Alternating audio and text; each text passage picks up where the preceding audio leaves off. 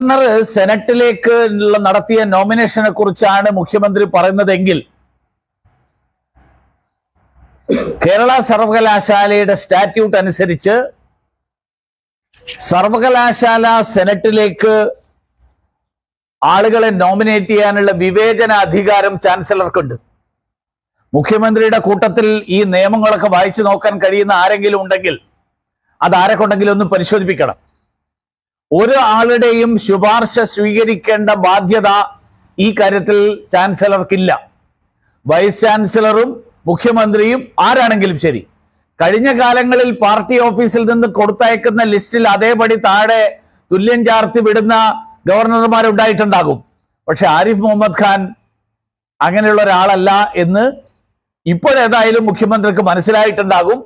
അതുകൊണ്ട് ഗവർണർക്ക് സ്വന്തം ഇഷ്ടത്തിനനുസരിച്ചിട്ട് ചെയ്യാൻ പറ്റില്ല എന്ന് മുഖ്യമന്ത്രി പറയുമ്പോൾ കേരളത്തിലെ ജനങ്ങളുടെ ഇടയിൽ ധാരാളം ആളുകൾ നിയമങ്ങളൊക്കെ വായിച്ചു പഠിച്ചിട്ടുള്ള ആളുകളുണ്ട് എന്നെങ്കിലും അദ്ദേഹം തിരിച്ചറിയണം.